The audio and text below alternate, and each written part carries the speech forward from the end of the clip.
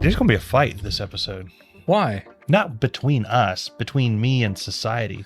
Oh, well, that's every week. There's going to be some Rage Against the Machine in this motherfucker. God, we need Rage Against the Machine now more than ever. We do. We need Rage Against the Machine. Right Said Fred. You remember Right Said Fred? I do. I'm too sexy for my shirt. He was too sexy for so his shirt. Sexy it hurts. And then he had that one. That was the only hit. Too sexy for the. Too sexy for the.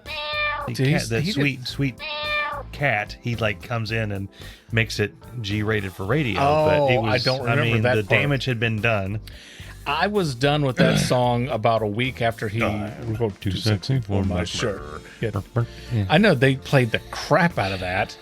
It was all over VH1. It was all over MTV. It was all over our regular radio. And I was done with it. I was like, okay. Because then, even when I wasn't hearing it, people were singing it and talking about it. Yeah. Hey, how you doing, Tim? I'm too sexy today.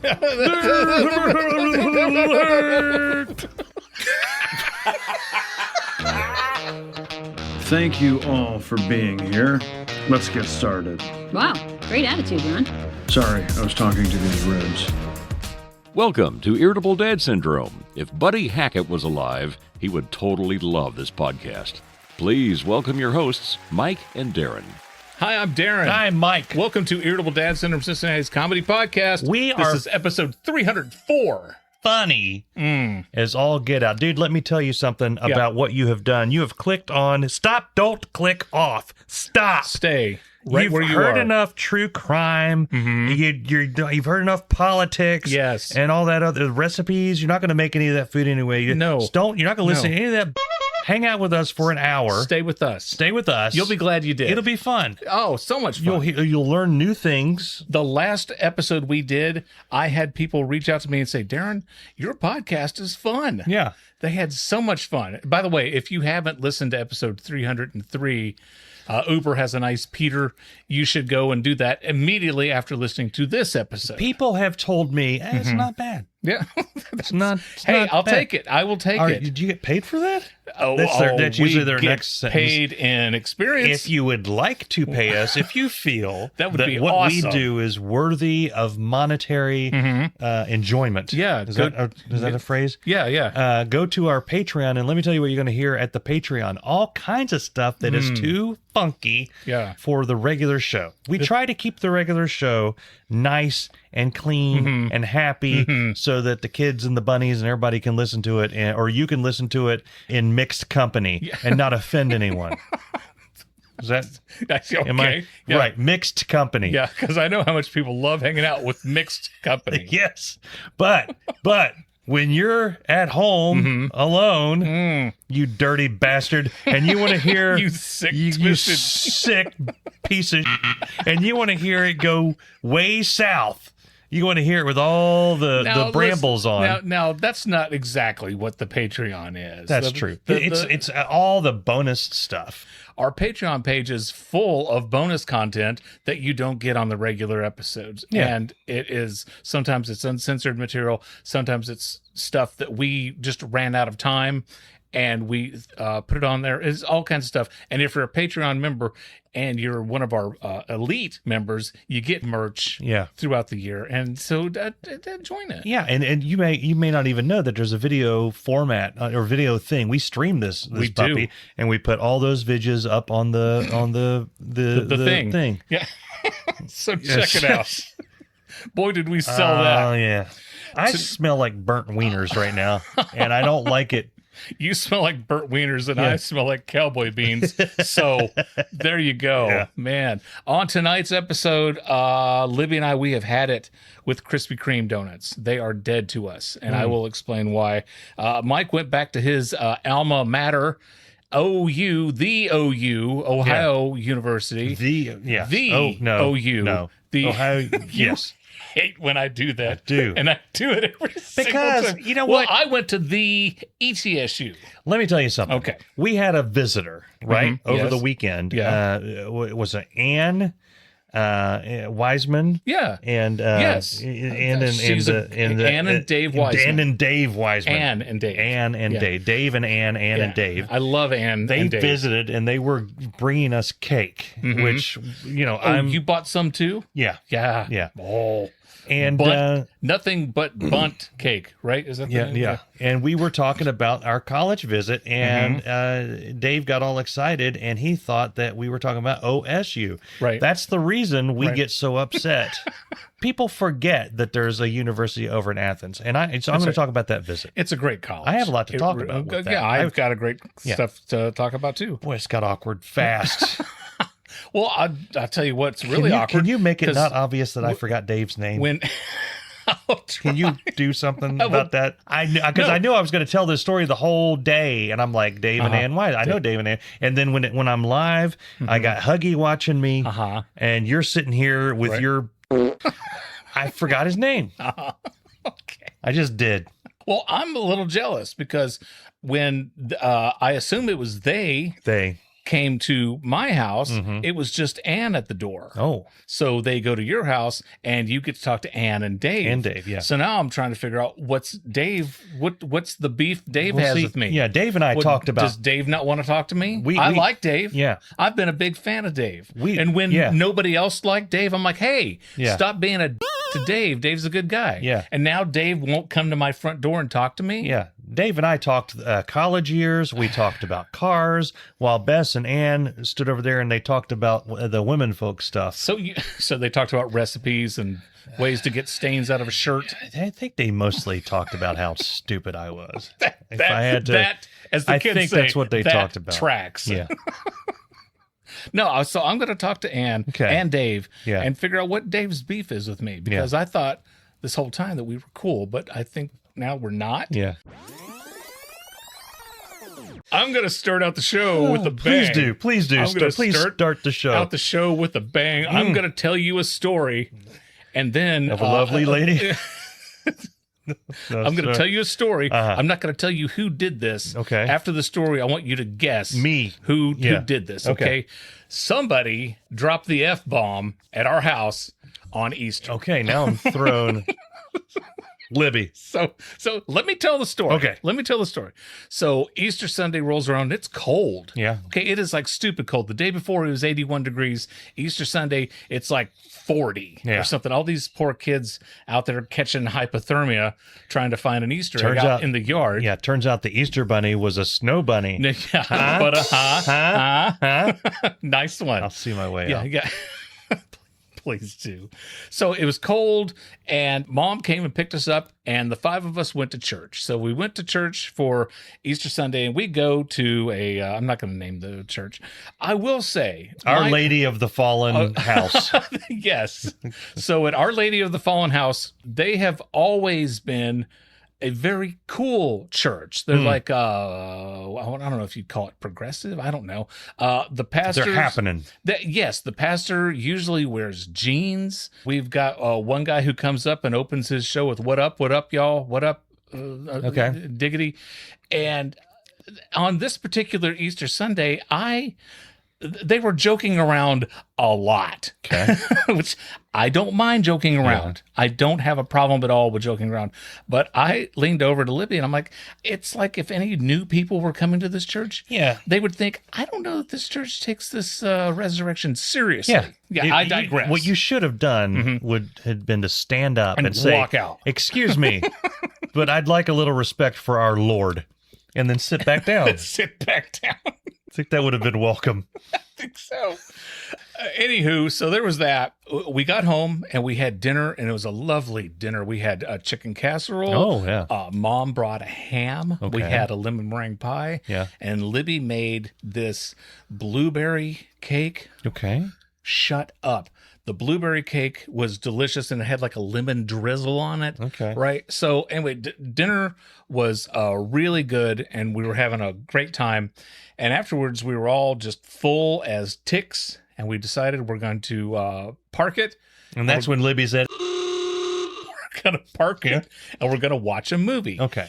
Let me finish the story. Yeah. And then guess who dropped the F-bomb. You saw me make coffee right before. I understand. I need to calm down. But I don't know how many times I can tell you the rules. I'm going to rein it in. I will tell the story. Yes. You guess who dropped the F-bomb. I'm not saying a thing until you tell me I can talk. We're back. We decided to watch a movie. We get on the Netflix and we're looking around. And by the way, the last 2 or 3 weeks when I've picked a movie, I'm famous for picking horrible movies. Like the time we watched the documentary about the volcano that burns skin off of 90% of people's bodies. Cool. I picked the movie about the guy and his girlfriend who went camping and a bear ate him and he ate him. The bear ate the guy. Grizzly Man. Yes. Yeah. No, not Grizzly Man. It was a different, a different bear movie. Yeah. And then we watched Becky, where a 15-year-old girl stabbed a guy in the neck with a ruler. And anyway, so the last 2 or 3 weeks have been great. I have picked just fantastic romantic comedies that everybody loved. Everybody felt good about themselves. And at one point, my mom says, "Wow, that made my day." I'm like, "Well, good." Yeah. So we're going through Netflix.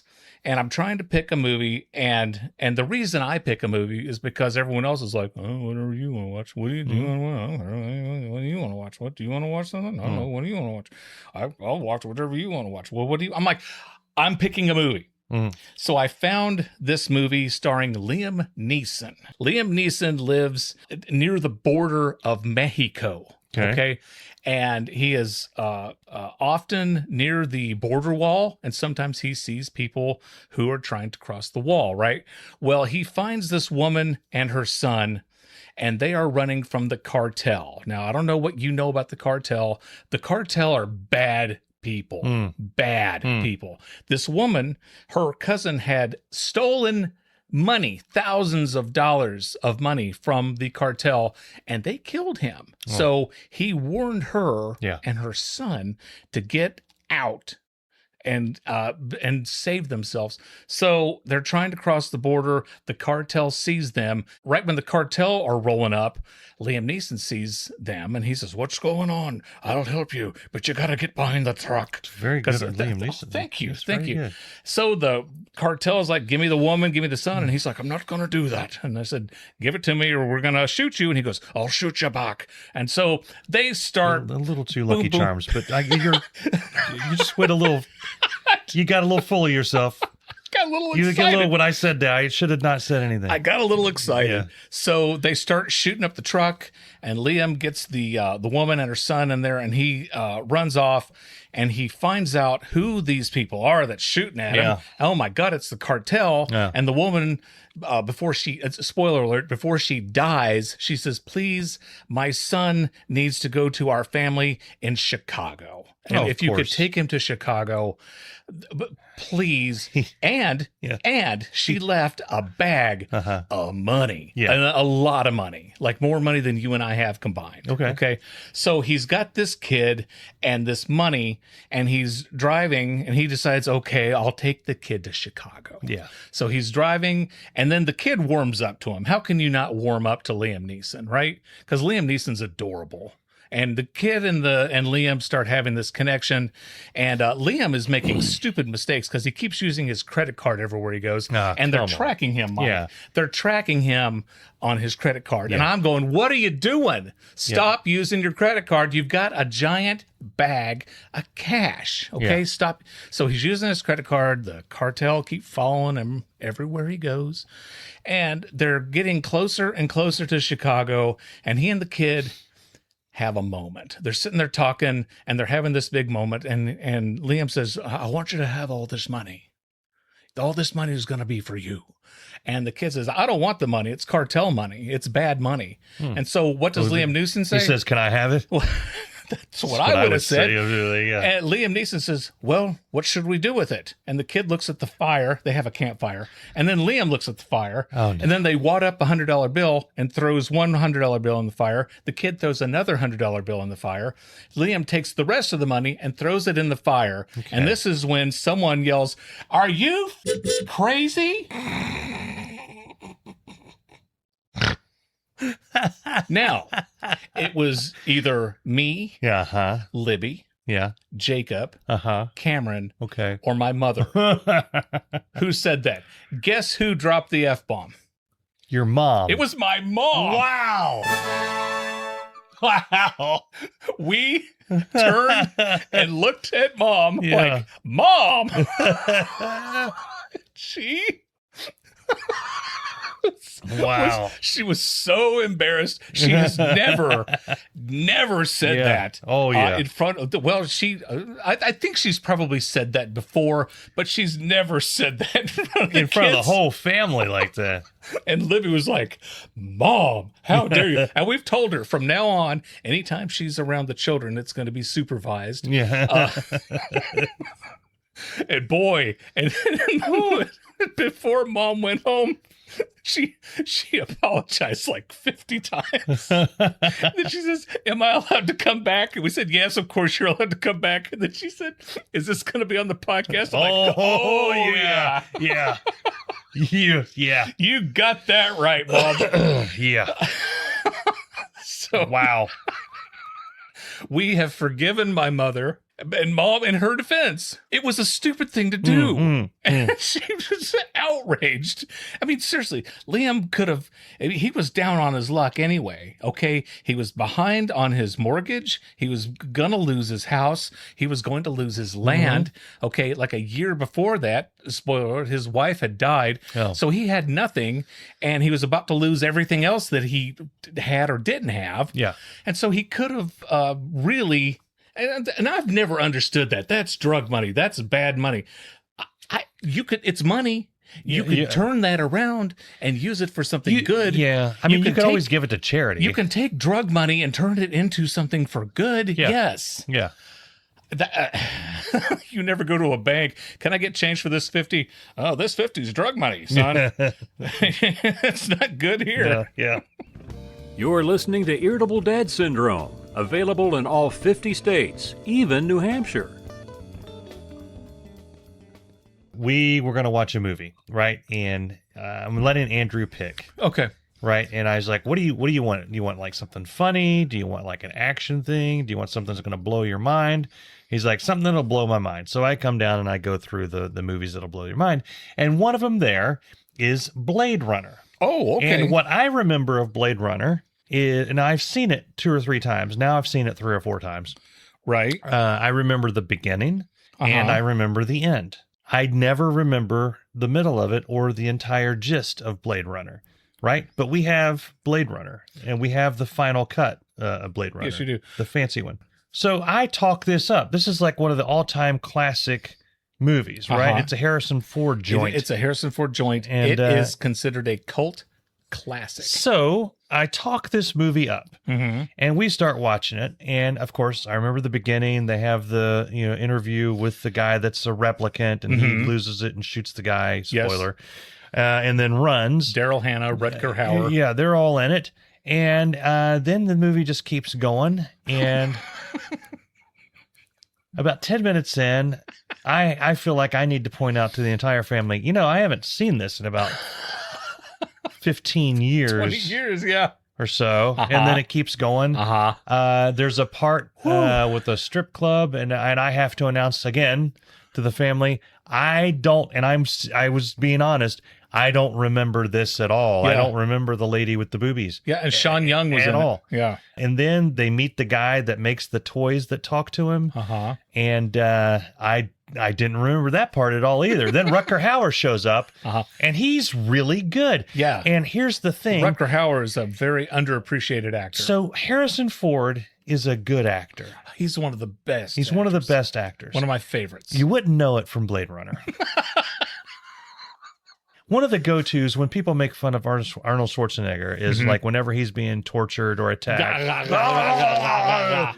Get to the chopper! And the look, like the overblown surprise look on his face. There's more than twice that happens with Harrison Ford. And I feel like I is sitting here watching this. What is it now? 40 years old at this point? 50? 60? 50? It's not 60. It's an older movie. It was in the 80s, early 80s. It's probably 45 1982. years old. Yeah. I wanted to yell, cut. We need to do this again. Harrison, come on, dude. You stop. You look stupid when you make your face do it that way. It takes all the tension out, and we wonder, whoa, is this a Naked Gun? What is this? It's a Ridley Scott movie. Yeah, it's a Ridley Scott movie. And then there will be scenes that are 3 to 4 minutes long. And I'm not exaggerating. Just going back and forth between two characters who are staring at each other. Yes. With the Vangelis music going in the background. And more than once, I had to be like, okay, what did I miss? Are they gonna? They're not talking, right? You guys don't hear them talking. Something. Well, I thought maybe I was like getting selective deafness, where I couldn't hear the dialogue that was happening. Right? Honestly, I hear you. And it just keeps going, and I'm apologizing, and then it gets to the final speech that Rutger Hauer gives before he dies. Oh, by the way, spoiler alert. Harrison Ford has a very unsavory scene that I absolutely did not remember.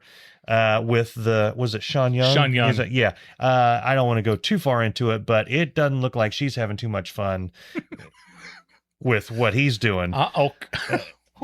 Yeah, it's. I don't know what you're talking about. I think back in the day it was filmed as a love scene, but it's anything but. Okay. And I actually, Harrison Ford went down a couple notches in my mind. That, and I was like, I actually had to look up the meaning behind the thing, and I'll just say that there's a theory that because she's a replicant, that he was seeing her as an object, right, and behaving that way, but still objectifying her. Yes. I don't know that needed to be in there, right? And there's also a theory that he's a replicant. Yeah, there's that, and then it gets to the Rutger Hauer speech, and by that point, I'm not even me, and it's just like Bess and Charlie had checked out long ago, right?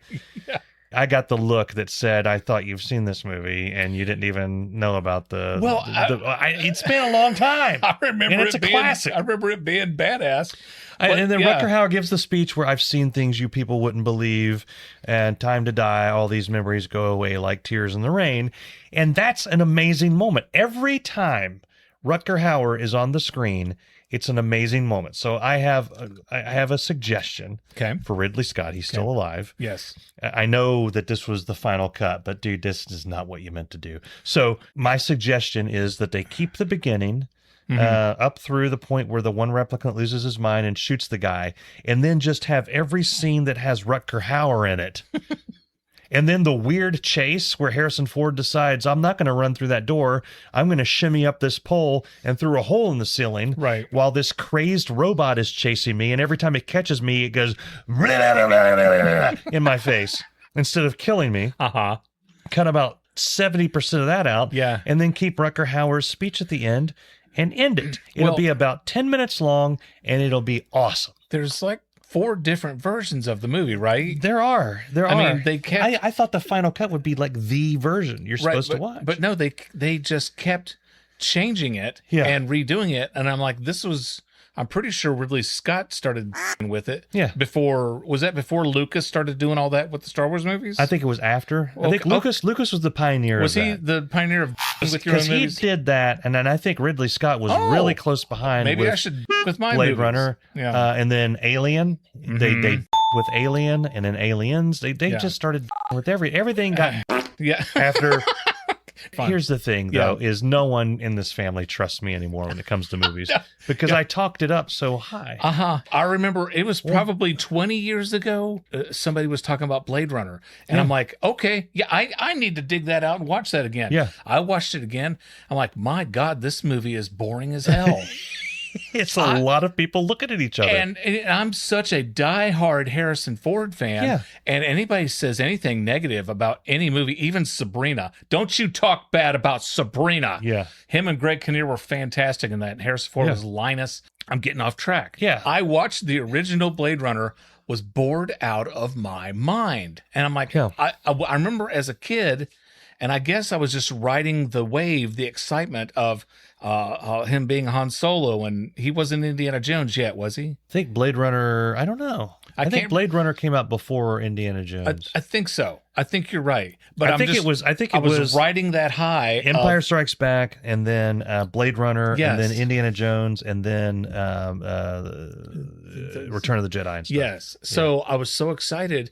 And as a kid, I remember watching it thinking, this movie looks really cool. Mm-hmm. And it wasn't uncommon for me to not understand a movie when I was little. Because, it's like we'd go, and it's like if it was all bright and shiny, and then I'm like, wow, this is awesome. That's why I liked the original Dune. Yeah. I don't even know what that movie, I have it in there. I don't even know what it is anymore. The original Dune I'm terrified to watch it. The original Dune is so horrible, it's entertaining. I know. It crosses that line. It's so bad that it's enjoyable. Here's why I'm afraid to watch Dune again, the original Dune. It's so It's bad. because when I was a kid, the highlights were the worms and Sting, the knife fight with the Sting. I thought Sting was so badass. Yes. Like, dude, that dude is awesome. And then recently, I mean, within the past 6 months, I watched the Sting portions on the YouTubes. Yeah, not good. And boy, no. Not good. No, there's a reason Mr. Gordon Sumner was only in that movie. But now back to Blade Runner. Yeah. So I watched the OG one again, bored out of my mind. I hear that they're making the sequel, Blade Runner 2049, with Ryan Gosling. And I love Ryan Gosling. Yes. I think from here moving forward, I want to talk about Ryan Gosling every episode. Yeah, I do too. I want to have a Ryan Gosling segment. Yeah. And maybe after like 100, 140 episodes, maybe Ryan Gosling will appear on our show because we won't stop talking about him. Yeah. That's a good goal to have because I love Ryan Gosling. So I hear that Ryan Gosling is making Blade Runner 2049. Harrison Ford is going to be in a small part. Yeah. I didn't know his part was going to be so small. Okay. Spoiler, I haven't seen it yet. Okay, Ryan Gosling has the lead part in it, and then Harrison Ford has the supporting actor role. Okay. And I'm like, okay, I don't mean to ruin it for you. Harrison Ford doesn't show up until like 2 hours and 12 minutes. Okay. And I'm like, finally. Yeah. And after he shows up, and it's kind of like a, hey, how's it going? Yeah. Are you the new Blade Runner? Yeah. I left a backpack over there. Okay. What? Yeah. And Blade Runner 2049. Boring. Really? Yes. I was, and don't send us hate mail. I'm sorry. We like a lot of good movies. I do. There's so many movies that I like and enjoy. I get pissed at this man at least 3 times a week. But then I remember there's so many things we do like. No, I've got friends, Shannon and Chad, and every time there's a sci-fi movie that I don't like, oh, you don't understand science fiction. Oh, I understand science fiction. Yeah. Okay, but there's science fiction movies that I don't enjoy. I understand Westerns. There are Westerns out there that are boring as hell. Okay. Yeah. I like a good rom-com. Some are great, some aren't. Yeah. Anywho. Sorry, I had to bring that up because I was heartbroken. Yeah. I was really excited to show this movie. And now because I did that before with The Thing. John Carpenter's The Thing. Right, I haven't seen it. Holds up. Okay. Holds up really, really well. Okay. So I was like, we'll get a twofer. How scary is it? Because Cameron's been wanting to watch a scary movie. It's not that scary. Okay. I mean, it terrified me as a kid. Mm-hmm. Kurt Russell's in it, right? Yeah. Okay. And then I got to watch it. Yeah. A diabetes is in it. Wilford Brimley. I forget how young Wilford Brimley. I think he's like 28, but he still has like a gray mustache and whatever. I'm Wilford Brimley, and I'd like to talk to you for a few minutes about diabetes. There's a great movie with him in it. He was in The Firm with Tom Cruise. Have you seen The Firm? Yeah, that's a good movie. It was a great movie. It's a very good movie. And Wilford Brimley was an ass in it. Yeah. Keith David is in The Thing. That's who I was trying to remember. Keith David. Put the glasses on. Yeah, put the glasses on! Put them on! Keith David is one of those actors. If I see that he's in a movie, I'm going to watch that movie. I don't care. Yeah. This portion of our show is brought to you by Zipper Lube. Nobody handles sticky zippers better than Zipper Lube. At the beginning of the podcast, I mentioned that one of our favorite places to go is now dead to us. I'm talking about Krispy Kreme. The Krispy Kreme donuts in our neighborhood, which is on Tylersville Road. Libby, my beautiful, lovely, entertaining wife, she is hilarious, by the way.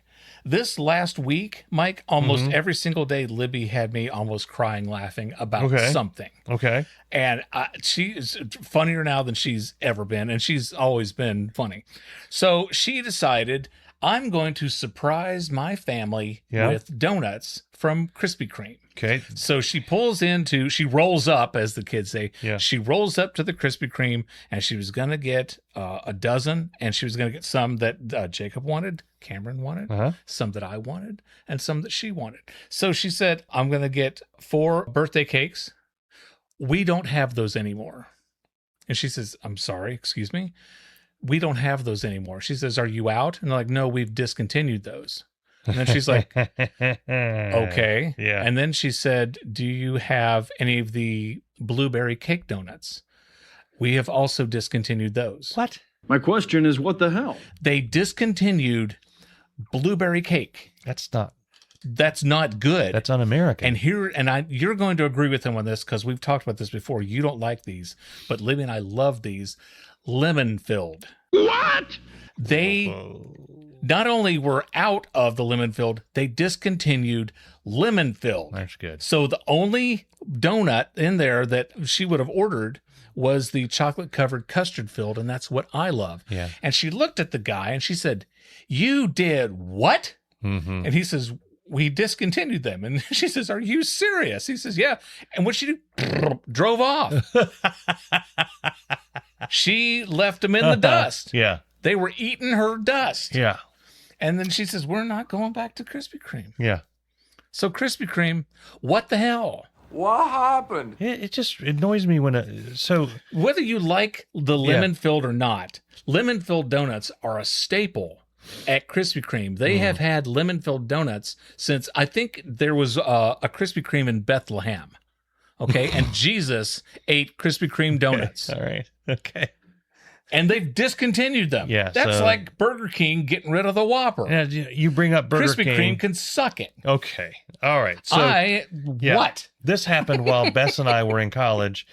You may remember this as the happening. Burger King changed their fries, and they made a big deal about it. When was this? This was it had to have been between 95 and 96, 94 to 96. Okay. And I was visiting. I think I remember that. I was visiting Bess's mom's house. We went to go get Burger King, and we were going to try the new fries, right? Yeah. And we came back to the house, and we're eating them, and Bess ate a fry, and she said, and I quote,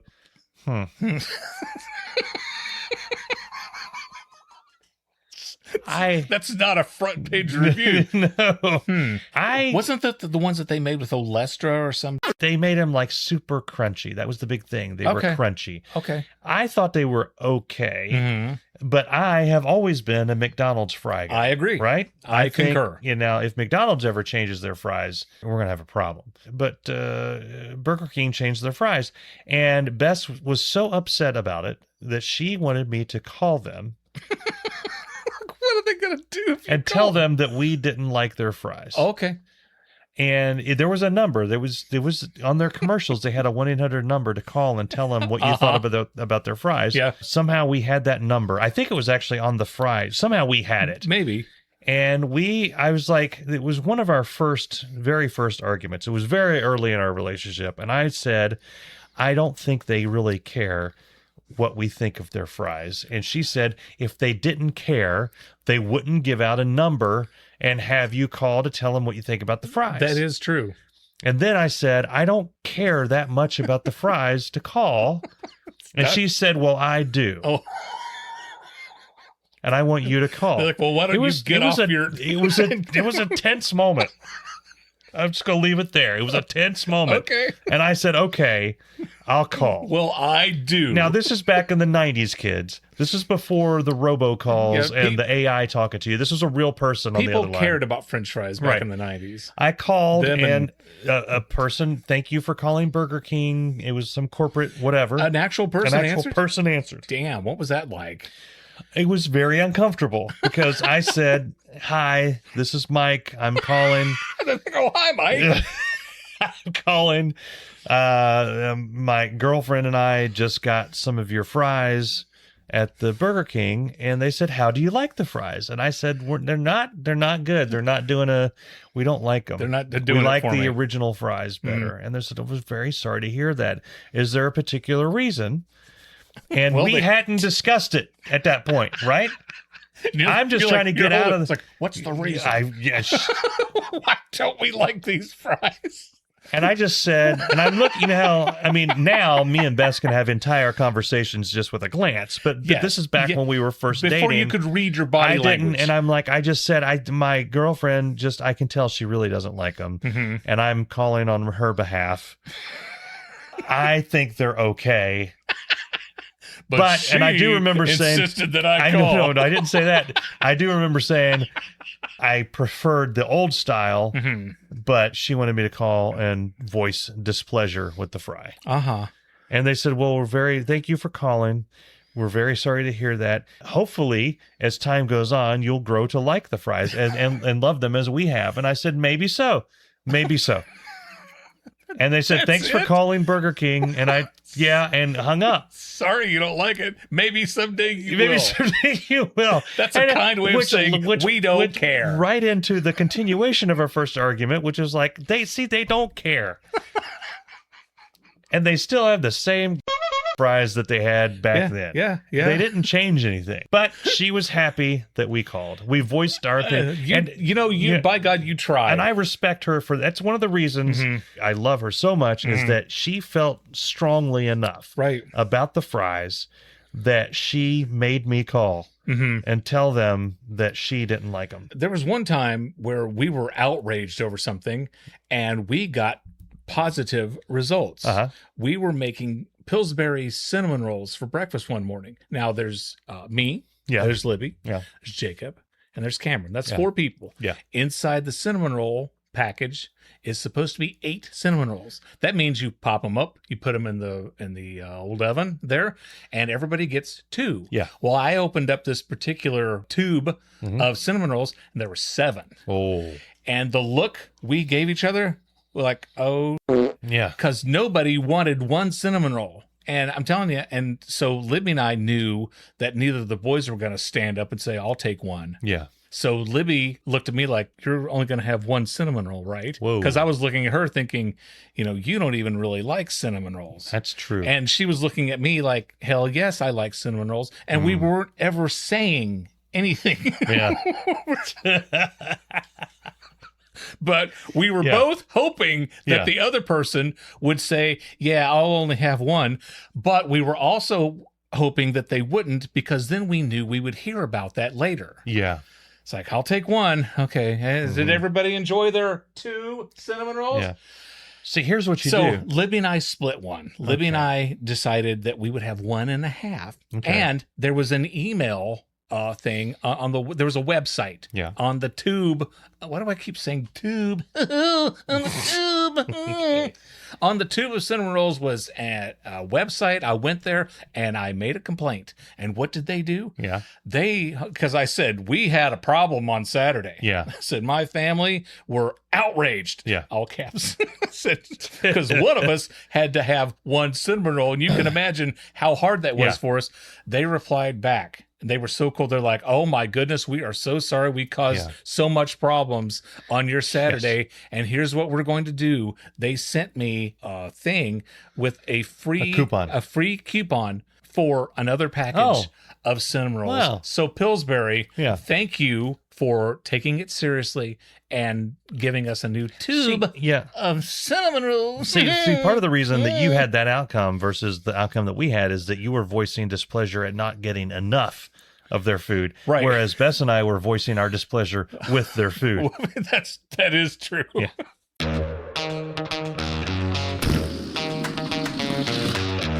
We went on a road trip. We went to the OUs, to the Ohio universities, because Andrew is, now he's officially going to be going there. And he is a Badger? What's the Ohio? The Bobcat. The Bobcat. The Bobcat. Okay. And I got a bone to pick with him. So Bess and I met at OU. Ohio University is in Athens, Ohio. It's not the Ohio State University. That's where REM got together, right? In Athens, Georgia. Yeah. I always get those confused. Athens, Greece is where Zeus pals around with the Acropolis. The Acropolis. the Croppa crowd, as they call them. But we went to the OUs, and I did not expect so many memories to come flooding back as we were going around and exploring and doing the little tours. Yeah.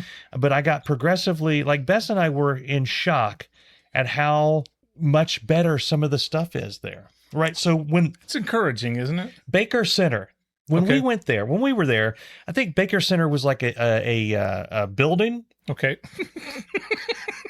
It was a building. I'm pretty sure. Visual. I'm sensing a visual here. I could just see it. I'm pretty sure that there was a bowling alley in the basement, but I'm not sure there was one. So I can't claim that. But there was a coffee shop called the Front Room. And then there were other rooms in this building that no one ever went in. Right? Right. Seemed like a big waste of space. But anyway, they moved it. And the new Baker Center has 3 escalators. And they told us a number of times it's the only place in Athens County that has an escalator. So they were very proud of that. Bring the kids. Bring the kids. But you've been to this is a local thing. I have ridden an escalator, You've been on an escalator. Oh, many times. You've seen the inside of the Kenwood Mall. Yeah. The new student center looks like the inside of the Kenwood Mall. Like, wow. It looks like like the different sections, like the coffee shops and the little muffin places and the I want a Bobcat sock. I want to owe you money. I want to owe you I want a mug.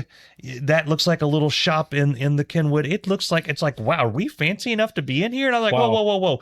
We didn't have this when we were here. So you're jealous now of Andrew. I'm a little jealous. Yeah. And when we went to college, we had to play with sticks. We go into the Alden Library. They have these little pods that the students can sit in that are sound that your ears don't hear as much.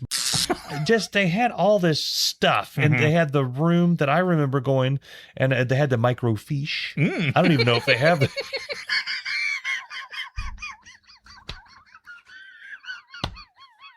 Hello. Almost passed out. And I thought I said too funny. You're familiar with the microfiche, right? Yes. Oh, you try and stop me. You put it's like the viewfinder, and you look for the fiche. I know. Yeah. They revamped that whole area. It's got all kinds of new stuff in there. And I don't know. Yeah. All these fancy modernized things, and I got a little jealous. The campus is beautiful. Yeah, I mean, it's absolutely gorgeous, and I kind of want to go back to school. Bess and I did talk about. I hear you. We talked about maybe when the kids are out of college, right, and we've paid off these frickin' cars, and we don't have that many bills. Maybe we move back to Athens and become hippies. Live in a van or something, and you're not leaving me here by myself. Bead store. You can go. Box is there. Well, be me, you, Box, Libby, and Bess. We'll all live in an RV. And Sarah down by the river, and Sarah and Box's mom, and we'll all live in a van down by the river, and we'll sell our beatery to the people. Yeah. But I mean, and we went uptown and. They got rid of Bess and I. Our first date was at the Athena Movie Center, movie theater. I got there eventually, and we saw Pulp Fiction. Yeah, and then we went right across. That's a first date. Right next door to it, we got a Whopper at the Burger King. Yeah, original fries. Yeah. And they've ousted the Burger King, and now it's some Thai joint. I mean, that sounds racist.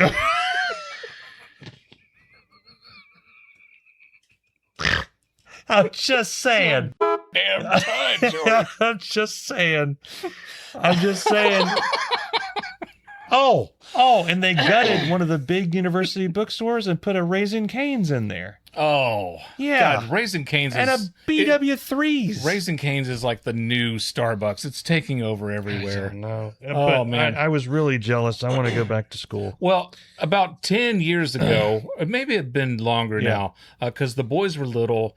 And a friend of mine who I went to East Tennessee State University in Johnson City, Tennessee, and my friend, she works in the office there, and they were doing this alumni return to campus thing, and I was invited to come back to ETSU, Darin Cox, and speak about my career in broadcasting. And I thought, how many people turned you down before you came to me? Yeah. But They were excited for me to be there. I couldn't wait. I was so excited. I went and I talked about my 20-some years in broadcasting, how I got where I was, and I had advice. I had good advice for the kids. They were the kids, these students. Yeah. But I was like you. I was jealous because I studied broadcasting. So we shot video, and the people who are in the broadcasting business will understand what I'm talking about, on 3/4-inch tape. Okay, these tapes were ginormous. Yeah. Okay, they were the size of bigger than a Volkswagen, bigger than a Webster's dictionary. Okay, smaller than a Volkswagen. And yes, and you had to put a little red dot in the back to record, and if that dot was taken out, then you couldn't record on it. Yeah. And we had to carry a separate deck on our shoulder. The camera weighed 100 pounds. The deck weighed 108 pounds. And then we didn't have nonlinear editing, because now we can edit video on Avid or Adobe Premiere and you name it. Back in the day, you had to use tape and crayons. Yes, we did. We had to put a tape. We had to put a blank tape in the right deck, and then our field tape in the left deck. And you would put an in and an out point, and then you'd preview and you'd roll, and it would take you a day and a half to edit 5 minutes of video, right? Unless you were skilled and you could knock that out. And these students today, my God, they got jibs and they've got Steadicams, and they have boom mics, and all this technology that we did not have. Yeah. And I'm like, wow. Yeah. And so these kids, these students today getting into the business, and I sound so old when I say this, but you kids today do not know how lucky you have it getting into broadcasting now compared to when I started. Oh, yeah. We went on this because that's Andrew's going into journalism, and we went into the broadcasting area. We saw their stage for they have a football show, a basketball show. And, I saw you doing the weather. Yeah, I was doing the weather. They have a podcast class. And I was like, yeah, what are they going to teach? What are they going to let me teach that me? I don't know. Yeah. But she was just talking about some of the points of the podcast that were extremely important, like telling a coherent story, being funny within the first 2 minutes, right? People being able to understand you. Not being offensive. Yeah. But it was. I had so much fun going there. Yeah, it's really. And I want one more beef I have. Okay. I did this day when I was a kid. I did the tour at OU. Nobody gave me cookies. They had cookies, and I'm talking the good cookies? Like the shortbread cookies with like the cake icing on with the sprinkles. Oh, cookie. Hundreds of them, Darin. On silver. I'm not you. You not. Silver platters. She had Thin Mints, Graham Crunchy Thins, Raisin oatmeal, and I said, we'll take a Graham Crunch. How much would that be? And she looks at me and she says, I need about $3.50. Was a guy in a tuxedo? Hold on. Or did he have like the glove with the towel over his arm? They had fresh made hot chocolate, and apparently some jackwad in Athens makes coffee. Like there's Athens brand coffee. They had that freshly brewed up, and they were like, oh, this is Athens brand coffee. It's eaten by an opossum and pooped it, and then we put it in the thing. This whole thing, and I'm shoving cookies down my throat. And I'm like, nobody, all I remember. Andrew's like, Dad, you're embarrassing me. My college, it had the Culp Center, C-U-L-P, the Culp Center.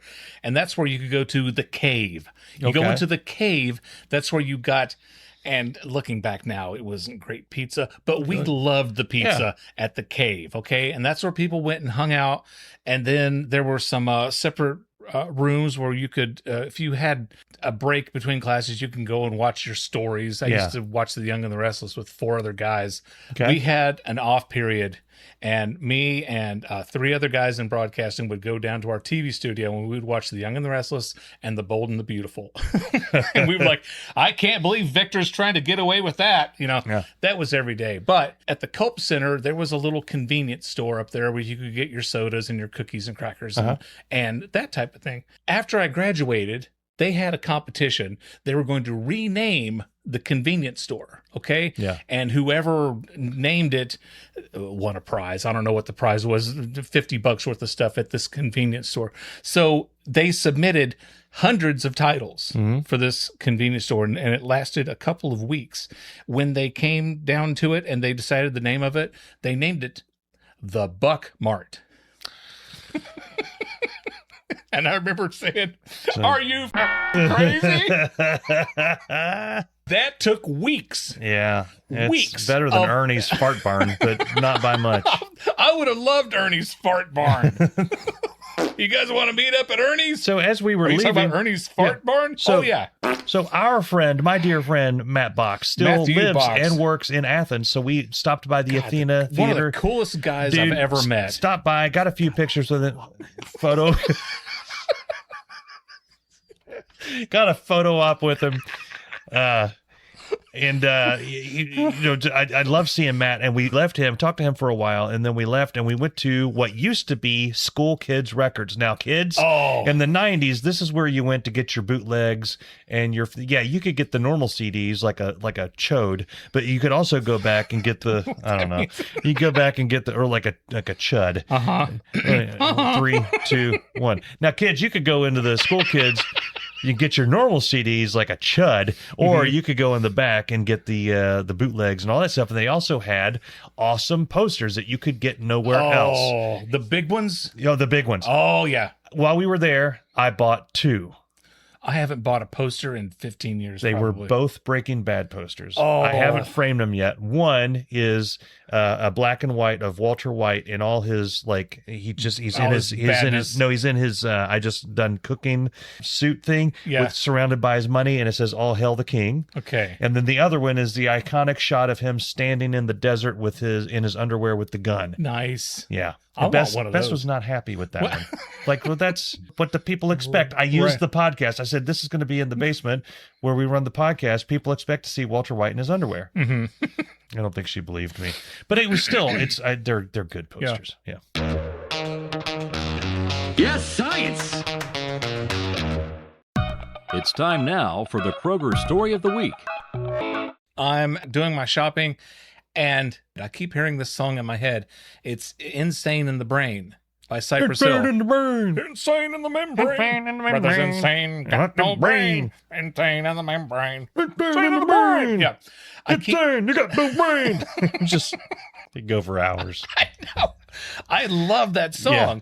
I thought it was in my head, but I was really listening to it. Okay? Yeah. And it wasn't, I'm like, there's no way Kroger is playing it. No. There's no way Kroger is playing this over their They PA were system. playing it. No. There was a guy shopping. Yeah. And I think he had it on a loop. Okay. He's walking around. So like his ringtone? In his cart. No, it wasn't a ringtone either. Okay. It was in his cart. And it wasn't the radio edit either. It was the, because a blank like me is going insane. Okay. You know what that word is. Yeah. Right? Nobody can say that word. Yeah. Who wants to? Yeah. So, and I remember he walks right past me, insane in the membrane. Insane in the brain. Yeah. And I just kind of looked at him like, all right. Yeah, we're all about that. I pass him, and then there's 2 women, and they look at him. They look at me like, what's his deal? Like you're in charge of him. Like you're taking him out for the day. And so it was like, what you do, you pass someone on all 4, and then you pass them on all 5, and then you pass them on all 6. So you hear, it's in the brain. Going insane in the brain. Okay. He wouldn't stop listening to it. Okay. And nobody asked him to stop. Yeah. Well, I don't feel so bad about my Rage Against the Machine outbursts from a few months ago then. But it's like after I got home, I thought, should I have stopped him? Should I have said, hey, hey, buddy. Who are you to mess up somebody's book? Citizen's arrest. It's insane in the brain. This has been the Kroger Story of the Week. They have opened a Buc-ee's in Ohio. Okay, the first Buc-ee's is open in Ohio. I'm not sure where it is. I think it's about an hour north of us. But I know the local TV stations were posting on the Facebook pages that people had camped out. They had their lawn chairs and they were sleeping on the sidewalk so they could be one of the first people to shop at the new Buc-ee's. Okay. And my favorite comment of all time was, it's a gas station. Yeah. It's hundreds of people like this comment. I'm like, yeah, it's a gas station. Someone else is like, by the way, it's going to be open tomorrow, right? Yeah. Yeah. And Thursday and Friday. But were they getting free barbecue? I don't know. Well, I mean, here's the thing. Did Buc-ee's start out as like, we have 100 gas pumps and then add on the food and the beaver nuggets and the costumes or whatever after the fact? Or did it start out with those and then they added all the pumps? We have a vision. We have a dream here at Buc-ee's. Oh, crap. I was going to talk about Rush, too. Do you want to talk Let's talk about Rush. Okay. There's always time for Rush. What's this I see in the rundown about Rush's name? I can't wait to see Rush. Mike and I are going in August. We're going up to Detroit. And every time I see a story like this, I want to go even harder. Yeah. Somebody asked Geddy Lee and Alex Lifeson, are you guys really going to use the name Rush? And Geddy said, why the wouldn't we use the name Rush? Yes. He says, what are we supposed to... He said, quote, what are we supposed to call ourselves? Iron Maiden? And I'm so thrilled that in the comments, it's like there's hope for this planet. Yeah. Because about 95% of the people on there was like, yeah, they were Rush before Neil Peart, and they're going to be Rush after Neil Peart. An enormous portion of people said Neil would have wanted this. Yes. And then there's people like, why wouldn't they use the name Rush? And then occasionally you would see one little straggler on there who'd say, well, Geddy did say there was no Rush without Neil Peart. And you know what? He may have said that. Yeah. He may have said that 15 years ago before Neil died. But my comment, moon is flat, so it doesn't really matter what they call themselves. That's right. That's a throwback. Oh, I had more fun tonight than I normally. Yeah, well, I just want to know if bands changed their name every time they got a new drummer, Pearl Jam would have changed with every freaking album. Yes. Yeah. Like when David Letterman inducted him in the balcony tonight, all former Pearl Jam drummers, take a bow, fellas. Take a bow. Oh my gosh. Oh God, when he did that, Eddie got a real big laugh out of that. Eddie Vedder, lead singer of you know, by the way, that we're going to get comments because we did last time. You mentioned Alex Lifeson's name. Yes. But that's not how you actually say it. Moon is flat, so it doesn't really matter how I say his name. We got a comment today on my video about the pizza. Why didn't you just get your kid a pizza too? Because it's my pizza. It's my pizza. I mean, I don't see what's so hard to understand about this. He's 18. He can get his own pizza. Get his own damn pizza.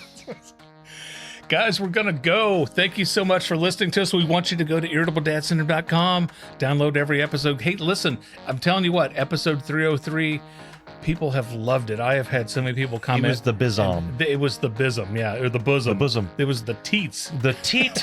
Mike likes to say. The teats runneth over. Man, we hope to see you next week on Irritable Dad Syndrome. Irritable Dad Syndrome is a Mike Odell, Darin Cox production. Any rebroadcast, retransmission, or account of this podcast without the express written consent of Mike Odell or Darin Cox or me, I'm Dave Lay, is strictly prohibited. Thank you. Oh.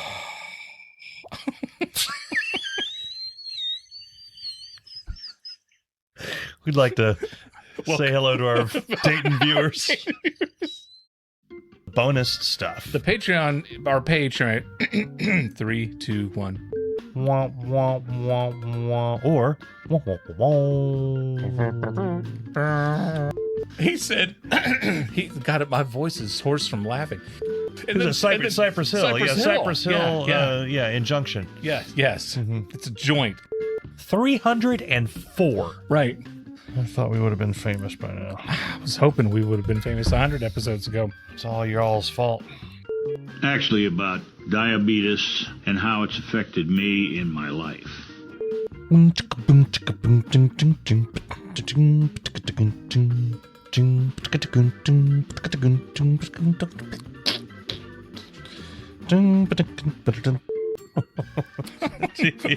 in the brain. Brother insane, got no brain. What did you? What happened that you broke me? Oh, I said microfiche, and you went, oh, microfiche. That's what you call. I remember but nobody says microfiche. It's a thing. Well, it's a thing from school. I remember. Would you like to see the fiche? I thought it was stupid to call it. Our teacher said microfiche, and I said, "Do you mean microfiche?" No. It's not in a lake. It's it's microfiche. I was like, okay, it's microfiche. Microfiche? Microfiche? Fiche? It looks like microfiche. You are so stupid, and I love everything about it. That's how you're supposed to say it. I know. Microfiche. Recording stopped.